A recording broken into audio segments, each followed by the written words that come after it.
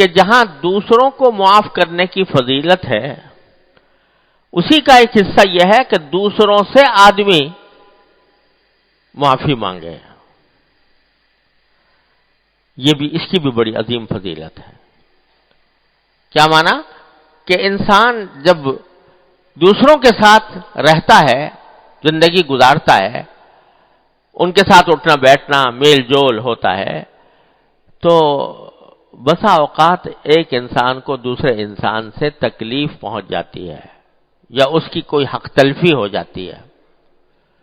ایسے موقع پر معافی مانگ لینا کہ میری ذات سے آپ کو جو تکلیف پہنچی اس کو معاف کر دیجیے، یہ بھی نبی کریم سرور عالم صلی اللہ علیہ وسلم کی عظیم سنت ہے. یہ بھی سنت ہے. تو معافی کے دو رخ ہیں. ایک تو دوسروں کو معاف کرنا. فرض کرو کہ ایک آدمی ہے، اس نے تکلیف پہنچائی ہے آپ کو. ابھی میرے پاس ایک خاتون کا خط آیا ہوا تھا، آج ہی میں نے اس کا جواب لکھا. بیچاری بڑی مظلوم ستم رسیدہ اپنے شوہر کے ہاتھوں. اس نے جو بات حالات لکھے ہیں واقعتاً بڑے ظلم و ستم کے ہیں، چھوڑ کے چلا گیا، بچی کو بھی لے گیا وغیرہ وغیرہ. اب وہ کہتی ہے کہ میرا دل کلپتا ہے اس کے لیے، اس کی ان حرکتوں کے اوپر، تو میں بد دعا نکلتی ہے میرے منہ سے، میں بد دعا کرتی ہوں اس کے لیے. تو بد دعا کرتی ہوں، لیکن یہ پوچھنا چاہتی ہوں کہ بد دعا کرنا میرے لیے جائز ہے کہ نہیں ہے. تو ظاہر ہے دل دکھا ہوا ہے ایک بیچاری کا.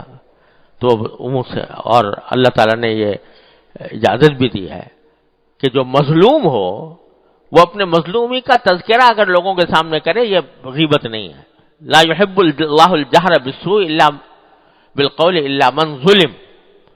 جو مظلوم ہے وہ اگر اپنی مظلومی کا تذکرہ کرتا ہے کہ میرے ساتھ فلاں نے یہ ظلم کیا، تو یہ غیبت میں شامل نہیں ہے، یہ ناجائز بھی نہیں ہے.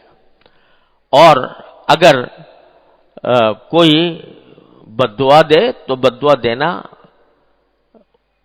اس معنی میں بد دعا دینا کہ یا اللہ اس نے میرے ساتھ ظلم کیا ہے تو اس ظلم کی اس کو سزا دیجیے، یہ کوئی ناجائز نہیں ہے. اور حدیث میں رسول کریم صلی اللہ علیہ وسلم نے یہ فرمایا، حضرت معاذ رضی اللہ تعالیٰ عنہ کو جب بھیج رہے تھے یمن، تو ان کو یہ نصیحت فرمائی کہ اتق دعوت المظلوم، مظلوم کی بد دعا سے بچنا. فإنه ليس بينه وبين الله حجاب، کیونکہ مظلوم کی بد دعا اور اللہ کے درمیان کوئی پردہ نہیں ہوتا. ٹھیک مظلوم جب مظلوم ہو کر کوئی بد دعا کرتا ہے تو وہ سیدھی اللہ تعالیٰ تک پہنچتی ہے، بیچ میں کوئی رکاوٹ نہیں ہوتی.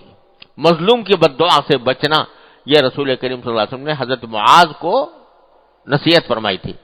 تو معلوم ہوا کہ مظلوم اگر بد دعا کرے تو اس کو حق ہے کہ اس کے ساتھ ظلم ہوا، اس ظلم کا تو اس کا حق ہے.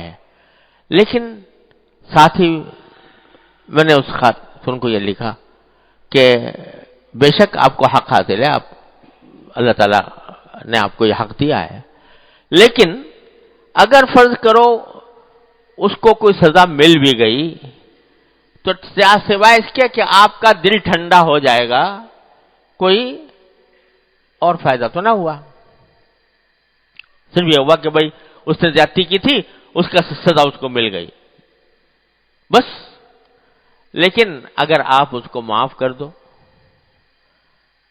اور اس کے لیے ہدایت کی دعا کرو کہ یا اللہ اس کو ہدایت عطا فرما، اور جو اس نے حق تلفیاں کی ہیں اس کی تلافی کی توفیق عطا فرما، اور اس کے حق میں یہ دعا کرو، تو آپ کا اجر بڑا عظیم، ثواب کہیں سے کہیں پہنچ گیا ذرا سی بات سے. تو دوسرے کی غلطی کو معاف کر دینا یہ بھی دل گردہ چاہتا ہے. لیکن اگر آدمی یہ سوچے کہ اگر فرض کرو اس کو سزا مل گئی تو مجھے کیا فائدہ، اور لیکن اگر میں معاف کر دوں گا تو کہاں سے کہاں میرا اجر پہنچے گا اللہ تبارک و تعالیٰ کے ہاں. تو یہ سوچ کر آدمی اگر سوچے تو اس کو معافی کرنے کی طرف ترغیب ہوگی.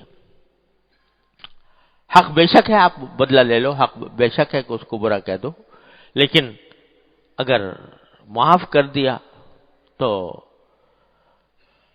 وَأَن تَعْفُوا أَقْرَبُ لِلتَّقْوَىٰ، قرآن فرماتا ہے معاف کر دو تو یہ تمہارے تقوی کے زیادہ قریب ہے۔